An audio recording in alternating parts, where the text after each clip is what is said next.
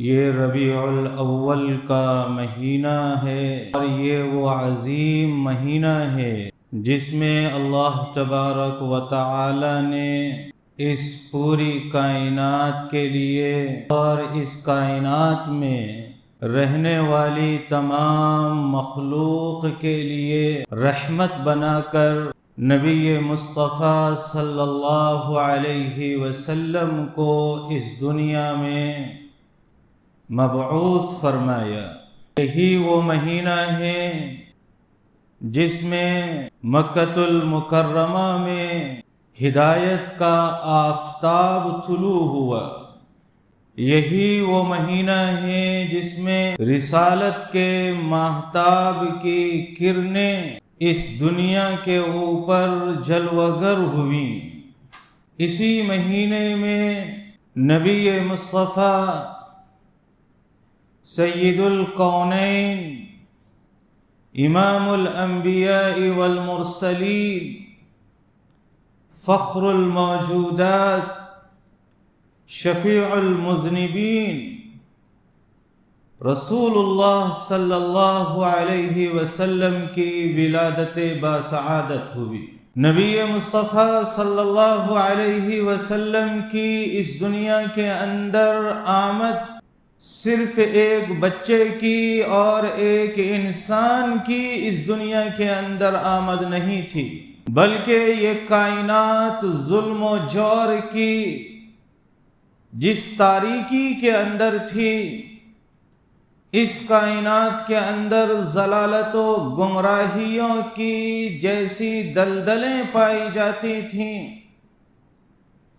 انسانیت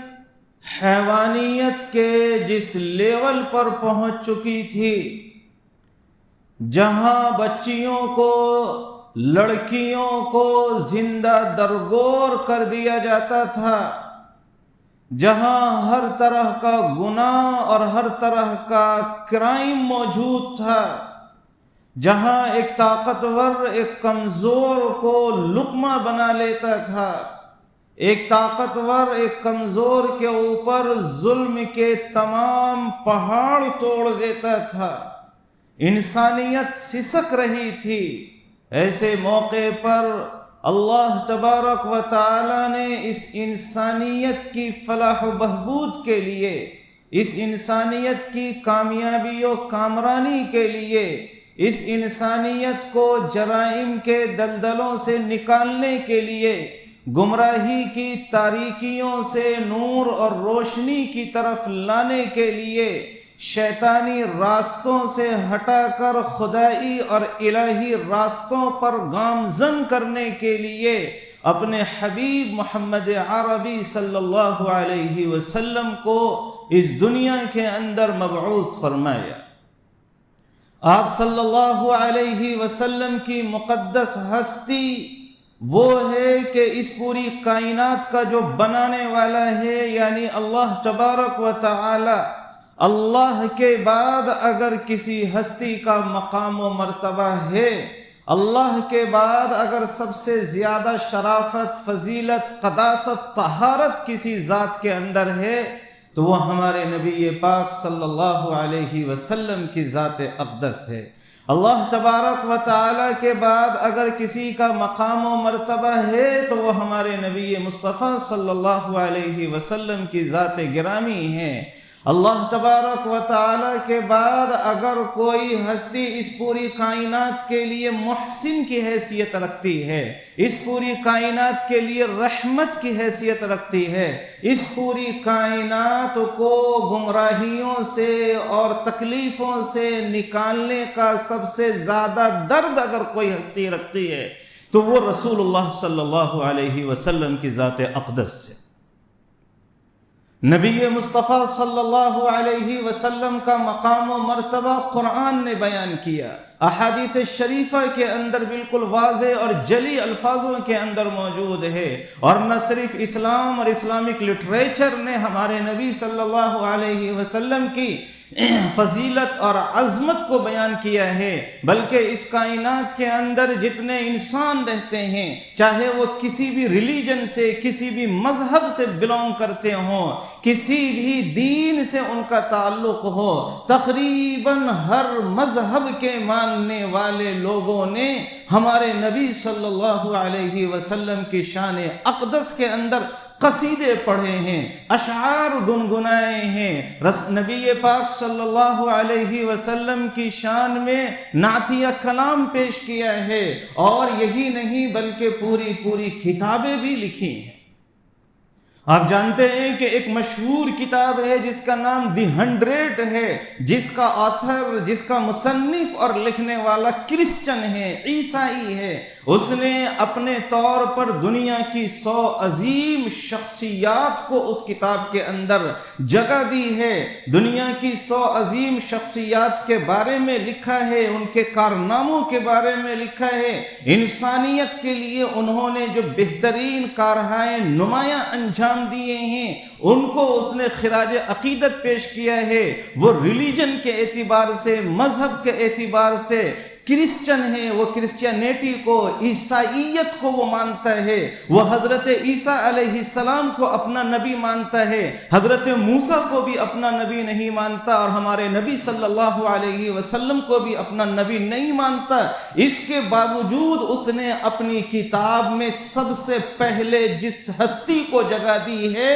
وہ ہمارے نبی صلی اللہ علیہ وسلم کی ذات اقدس ہے۔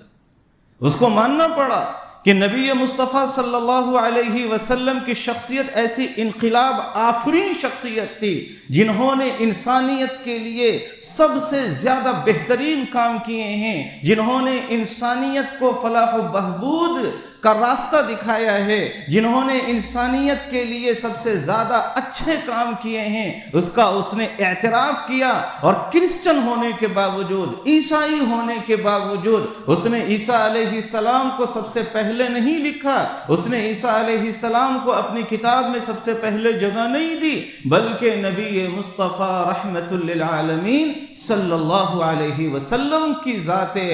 اعلیٰ مقام کو اس نے اپنی کتاب میں سب سے پہلے نمبر پر جگہ دی۔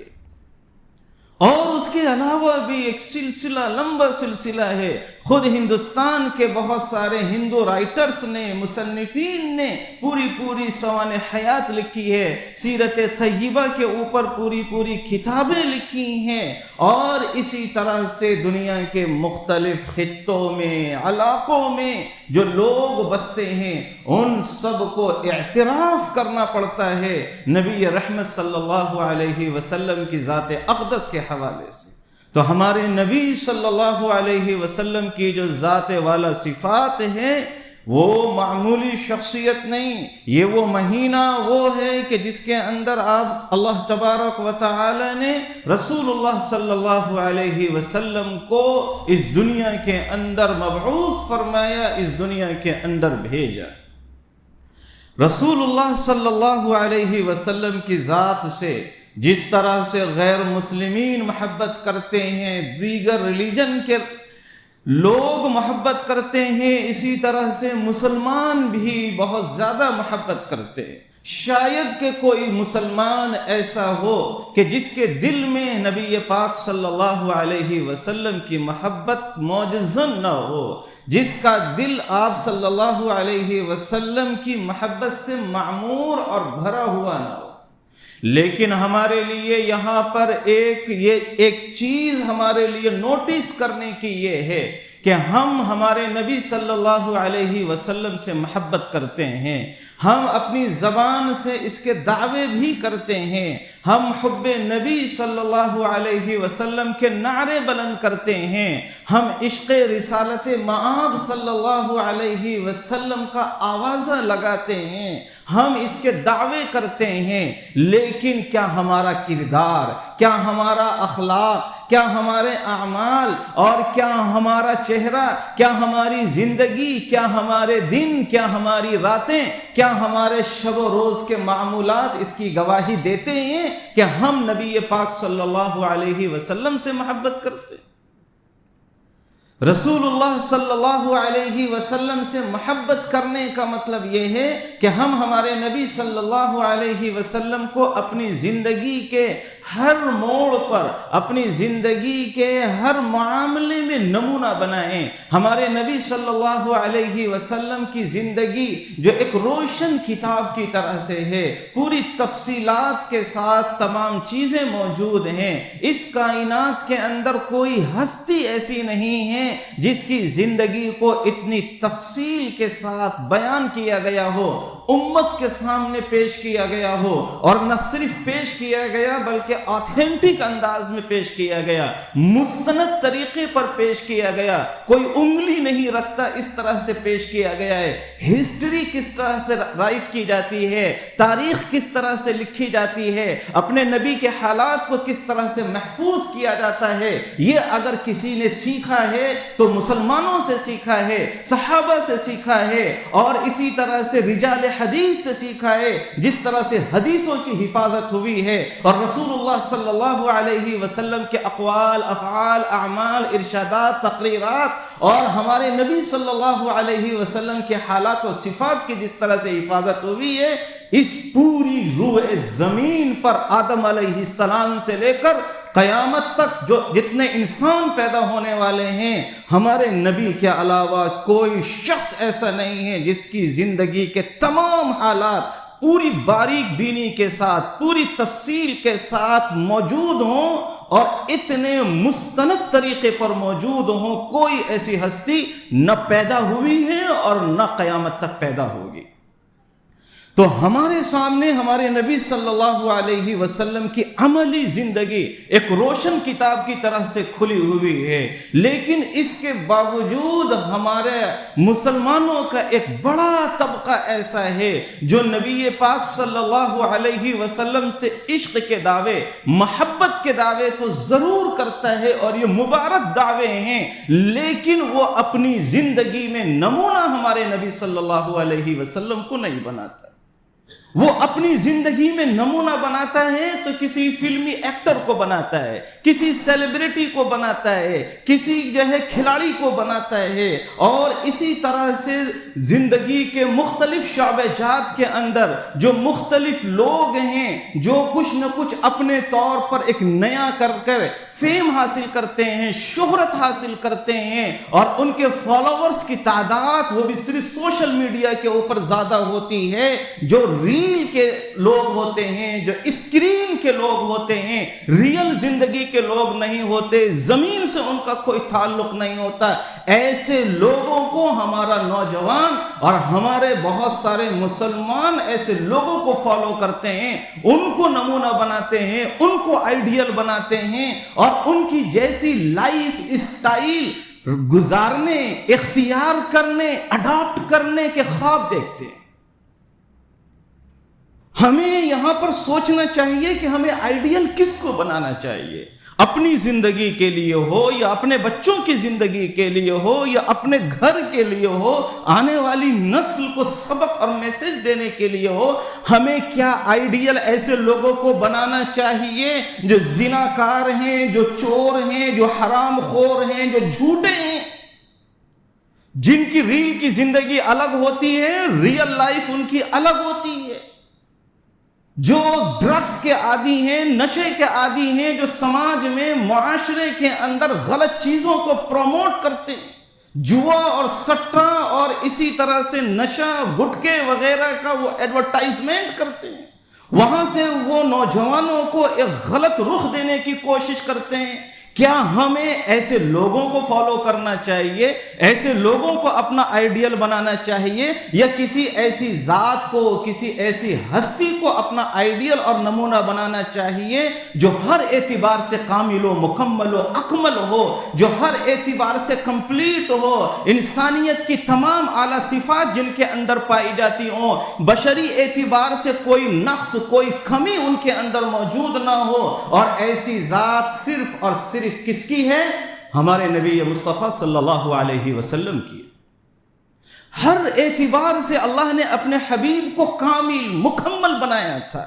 کسی بھی اینگل سے، کسی بھی جہت سے، کسی بھی پہلو سے نبی پاک صلی اللہ علیہ وسلم کی ذات اقدس کے اندر کوئی کمی موجود نہیں تھی،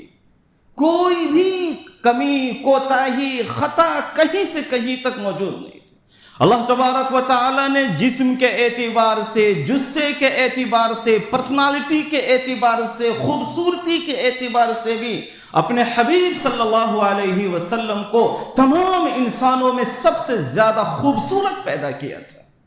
حضرت جابر رضی اللہ تعالی عنہ فرماتے ہیں کہ ایک مرتبہ میں نبی مصطفیٰ صلی اللہ علیہ وسلم کی شان اقدس میں گیا، میں نے دیکھا کہ ہمارے نبی صلی اللہ علیہ وسلم ایک کھلی جگہ میں آرام فرما رہے ہیں، لیٹے ہوئے ہیں، رات کا ٹائم ہے، چاند نکلا ہوا ہے، 14ویں کا چاند ہے، اس کی کرنیں، اس کی خوبصورتی، اس کی روشنی پورے روئے زمین کو اپنی خوبصورتی سے چاند ڈھاکے ہوا ہے۔ ہمارے نبی صلی اللہ علیہ وسلم کے چہرے انور پر میری نگاہ پڑتی ہے، آپ کا چہرہ خوبصورتی کا وہ مرقع تھا، آپ کے چہرے سے حسن و جمال کی ایسی کرنیں پھوٹ رہی تھیں کہ میں کبھی اپنے نبی صلی اللہ علیہ وسلم کے رخ مبارک کو دیکھتا ہوں تو کبھی چاند کو دیکھتا ہوں، پھر رخ مبارک کی طرف نگاہ لوٹتی ہے، پھر چاند کی طرف نگاہ جاتی ہے۔ کئی مرتبہ اس طرح کرنے کے بعد میرا دل یہ گواہی دیتا ہے اور بالآخر میں یہ کہتا ہوں کہ ہمارے نبی پاک صلی اللہ علیہ وسلم کا چہرہ انور چاند سے بھی زیادہ خوبصورت ہے۔ اللہ نے اپنے حبیب کو چاند سے بھی زیادہ خوبصورت پیدا کیا تھا۔ حضرت یوسف علیہ السلام کو کس طرح کی خوبصورتی دی گئی، اور اسی طرح سے بہت سارے انبیاء علیہ السلام کو کس طرح کے کمالات دیے گئے، لیکن ہمارے نبی صلی اللہ علیہ وسلم سے پہلے جتنے بھی انبیاء آئے ان سب کے اندر الگ الگ جتنے بھی کمالات تھے، وہ تمام کے تمام کمالات، وہ ساری کی ساری فضیلتیں اللہ تبارک و تعالی نے ایک ہستی کے اندر جمع کر دی تھی، اور وہ ہستی ہمارے نبی صلی اللہ علیہ وسلم کی تھی۔ اسی کو شاعر نے کہا ہے، حسن یوسف دم عیسیٰ ید بیضا داری، آنچ خوباں ہمہ دارند تو تنہا داری۔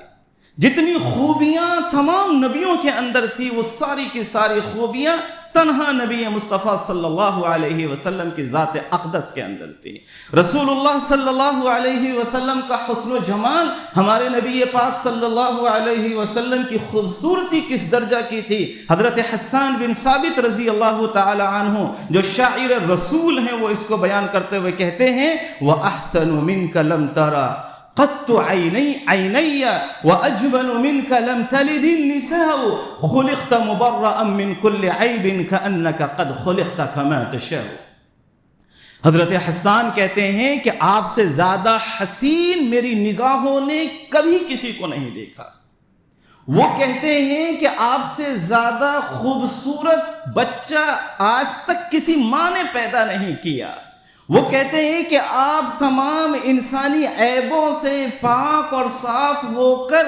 اس طرح سے پیدا کیے گئے گویا کہ آپ اپنی مرضی کے مطابق پیدا کیے گئے، كأنك قد خلقت كما تشاء، گویا کہ آپ پیدا کیے گئے اس طرح جس طرح آپ چاہتے تھے، اپنی مرضی کے مطابق پیدا کیے گئے۔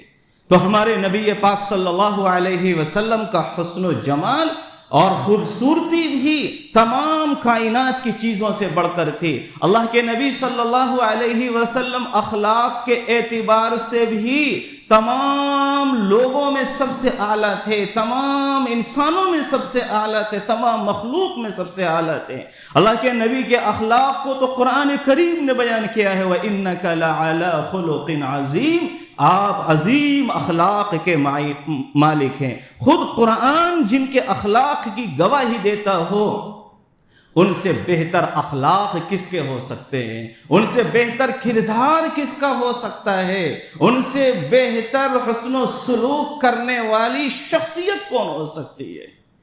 اور نہ صرف قرآن بلکہ آپ صلی اللہ علیہ وسلم کے گھر سے بھی، باہر سے بھی، حتیٰ کہ دشمنوں کی طرف سے بھی اس طرح کی شہادتیں اور گواہیاں موجود ہیں کہ انہوں نے بھی ہمارے نبی صلی اللہ علیہ وسلم کے اخلاق کا اعتراف کیا۔ اما عائشہ رضی اللہ تعالی عنہا نے نبی مصطفیٰ صلی اللہ علیہ وسلم کے اخلاق کو بخاری شریف کے اندر اس طرح سے بیان کیا ہے، وہ فرماتی ہیں کہ واللہ اللہ تبارک و تعالی کبھی بھی آپ کو رسوا نہیں کر سکتے، اس لیے کہ آپ غریبوں کی مدد کرتے ہیں، آپ مہمان نواز ہیں، آپ اعلیٰ اخلاق کے مالک ہیں، آپ مزدوروں اور پریشان حالوں کی مدد کرتے ہیں، آپ ان کا بوجھ اٹھاتے ہیں، آپ ان کا سہارا بنتے ہیں، اور اس طرح کے مختلف اوصاف، مختلف صفات اما عائشہ رضی اللہ تعالی عنہا کی زبانی بخاری شریف کے اندر موجود ہے۔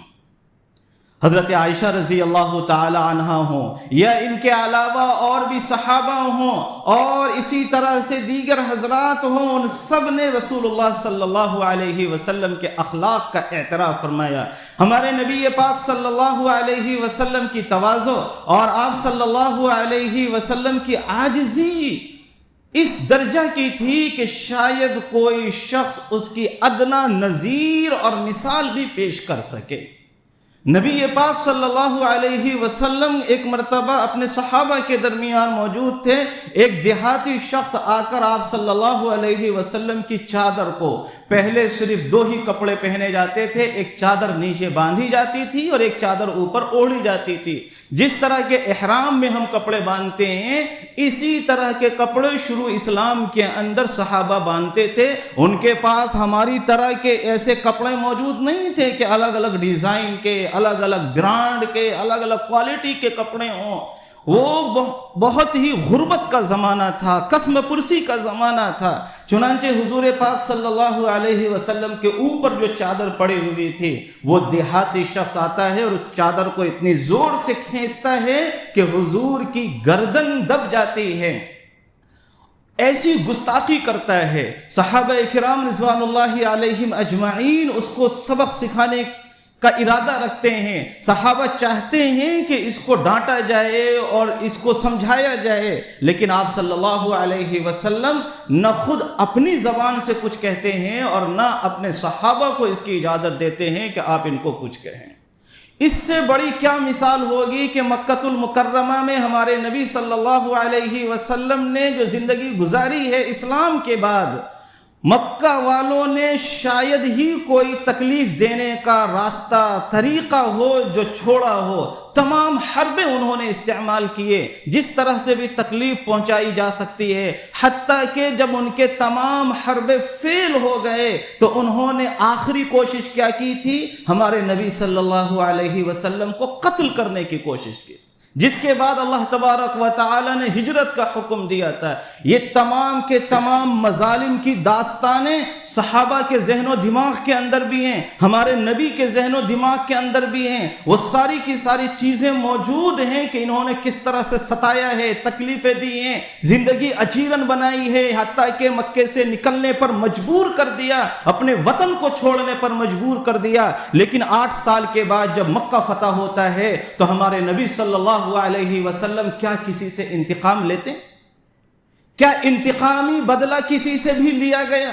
رسول اللہ صلی اللہ علیہ وسلم مکہ المکرمہ میں جب داخل ہوتے ہیں تو ایک فاتحانہ انداز میں سینہ چوڑا کر کے، جھنڈا بلند کرتے ہوئے، نعرہ تکبیر بلند کرتے ہوئے داخل نہیں ہوتے، ایک بندے کی طرح سے عاجزی کے ساتھ، تواضع کے ساتھ صحابہ یہ کہتے ہیں کہ ہمارے نبی صلی اللہ علیہ وسلم مکہ المکرمہ میں داخل ہوئے تو اس طرح کی عاجزی تھی، اس طرح کا تواضع تھا کہ حضور پاک صلی اللہ علیہ وسلم کا سینہ مبارک اونٹ کی کوہان سے قریب تھا، یعنی اس طرح حضور جھکنے کی حالت میں اور رکوع کی حالت میں جھکتے ہوئے مکہ المکرمہ میں داخل ہوئے، اکڑتے ہوئے تکبر کے طور پر کہ آج انتقام لے لیں گے، ان 10 سالوں کا سارا حساب و کتاب جو ہے لے لیں گے، اس طرح کے انداز میں ہمارے نبی مکہ المکرمہ میں داخل نہیں ہوئے۔ تو الغرض ہمارے نبی صلی اللہ علیہ وسلم کے اندر بشریت اور انسانیت کی جتنی بھی اعلیٰ صفات ہو سکتی ہیں، کمالات ہو سکتے ہیں، وہ سب کے سب ہمارے نبی کے اندر موجود ہیں۔ لہٰذا ہمارے لیے ضروری ہے کہ ہم اپنی زندگی کے اندر اگر آئیڈیل بنائیں، نمونہ بنائیں، تو ہمیں ہمارے نبی صلی اللہ علیہ وسلم کو اپنا آئیڈیل اور نمونہ بنانا چاہیے۔ یہ نہ ہو کہ ہماری زبان پر عشق رسول کا نعرہ ہو اور ہمارے بال انگریزوں کی طرح ہو، یہ نہ ہو کہ ہماری زبان پر محبت رسول کے دعوے ہو اور ہمارا چہرہ یہودی کی طرح ہو، یہ نہ ہو کہ ہم نعرہ تکبیر بلند کرتے ہوئے عشق رسالت معاب کی آواز بلند کریں، جلوس نکالیں اور ہمارا لائف اسٹائل پورا عیسائیوں کی طرح سے ہو۔ یہ نہ ہو کہ ہم حب نبوی کے بڑے بڑے دعوے تو کریں لیکن ہمارے گھر کے اندر جو کلچر ہو، جو تہذیب ہو، وہ ہمارے نبی کی سنت کے مطابق نہ ہو۔ ایسا دعویٰ اور ایسے نعرے اور اس طرح کی باتیں یہ سچی نہیں ہوتی ہیں۔ اس کا مطلب یہ ہے کہ ہم حب نبی کے دعوے کے اندر سچے نہیں ہیں، بلکہ حب نبی کے دعوے میں ہمارے عمل میں، ہمارے قول میں، ہماری زبان میں اور ہمارے کردار میں، دونوں میں بڑا فرق ہے۔ ہماری زبان حب نبی کا دعویٰ کر رہی ہے، ہمارا کردار حب نبی کا دعویٰ، ہمارے کردار سے حب نبی کا کچھ بھی عطا پتہ نہیں چل رہا ہے۔ ایسا نہیں ہونا چاہیے۔ ہمیں اپنے کردار کے اندر، اپنے اعمال کے اندر بھی نبی پاک صلی اللہ علیہ وسلم کی ذات کو نمونہ بنانا چاہیے اور حضور کی سنتوں کو اپنے اندر جو ہے ہمیں نافذ کرنا چاہیے۔ ابھی 12 ربیع الاول کو پورے شہر کے اندر بڑا جلوس نکلے گا نبی پاک صلی اللہ علیہ وسلم کی شان میں، میلاد کے جشن کے طور پر عاشقان رسول روڈوں کے اوپر آئیں گے۔ یہ بہت اچھی چیز ہے، لیکن انہی عاشقان رسول کے اندر بعض وہ منچلے نوجوان بھی ہوتے ہیں جو بائکوں پر اسٹنٹ کرتے ہیں، کرتب بازیاں دکھاتے ہیں اور اس طرح سے سائلنسر نکال کر ہڑدنگ مچاتے ہیں اور روڈوں کے اوپر اس طرح کی بدتمیزی، شور، پکار کرتے ہیں۔ کیا یہ لوگ عاشقان رسول ہو سکتے؟ آپ فیصلہ کریں، میں نہیں کچھ کہوں گا۔ کیا یہ نبی پاک صلی اللہ علیہ وسلم کے فالوورز ہیں؟ کیا یہ رحمت للعالمین کی امت ہے جو زحمت للعالمین بنی ہوئی ہے؟ پوری دنیا کے لیے زحمت بن گئے، آس پاس کے لوگوں کے لیے زحمت بن گئے، محلے والوں کے لیے زحمت بن گئے۔ اس دن ہمارے بہت سارے لوگ سڑکوں پر ہوتے ہیں، ظہر کی اذان کی آواز بلند ہوتی ہے، عصر کی اذان کی آواز بلند ہوتی ہے، مسجد خالی ہیں، عاشقان رسول مسجد میں نہیں ہیں، روڈ پر ہیں۔ رسول اللہ صلی اللہ علیہ وسلم کی پوری زندگی مسجد کو آباد کرنے میں گزری ہے، اس کوشش میں گزری ہے، لیکن آج کا جو عاشق رسول ہے وہ الگ لیول کا ہے کہ وہ مسجدوں سے اس کو تعلق نہیں ہے، روڈ فل ہیں، روڈ آباد ہیں، مسجد ویران ہیں۔ آپ نے لاسٹ ایئر بہت سارے اس طرح کی ویڈیو سنی ہوگی کہ ہم عاشقان رسول ہیں، لیکن نبی پاک صلی اللہ علیہ وسلم کے والد کا نام بھی معلوم نہیں ہے، والدہ کا نام بھی معلوم نہیں ہے۔ ہمارے نبی صلی اللہ علیہ وسلم کی جو بنات طیبات ہیں ان کا بھی نام معلوم نہیں ہے، دادا کا بھی نام معلوم نہیں ہے۔ ارے کس طرح کے عاشق رسول ہیں؟ عشق رسول کا مطلب ہے اطاعت رسول۔ عشق رسول کا مطلب یہ ہے کہ نبی صلی اللہ علیہ وسلم نے جس طرح سے زندگی گزاری ہے اس طرح سے ہم زندگی گزاریں، ورنہ یہ عشق رسول سچا نہیں ہوگا، یہ عشق رسول کے یہ دعوے سب کے سب جھوٹے ہوں گے۔ لہذا ہمارے نوجوانوں کو اور ہمارے مسلمانوں کو اس پہلو پر غور کرنا چاہیے کہ ہمیں نبی پاک صلی اللہ علیہ وسلم سے محبت بھی رکھنی ہے اور اپنی زندگی میں ہمارے نبی صلی اللہ علیہ وسلم کی تہذیب، ہمارے نبی صلی اللہ علیہ وسلم کی سنت، ہمارے نبی صلی اللہ علیہ وسلم کا طریقہ بھی اختیار کرنا ہے۔ ہم دیکھنے میں بھی مسلمان لگیں۔ بہت سارے عاشقان رسول ایسے رہتے ہیں کہ آدمی کنفیوز ہوتا ہے کہ ان کو سلام کیا جائے یا نہ کیا جائے، یہ ہندو ہے یا مسلم ہے، پتہ ہی نہیں چلتا عاشقان رسول کے بارے میں کہ یہ ہندو بھی ہے، یہ مسلمان بھی ہے یا نہیں ہے۔ کہیں سے کہیں تک، اوپر سے نیچے تک کوئی علامت نہیں پائی جاتی کہ یہ مسلمان ہے یا نہیں ہے۔ یہ کس طرح کا عشق رسول ہے؟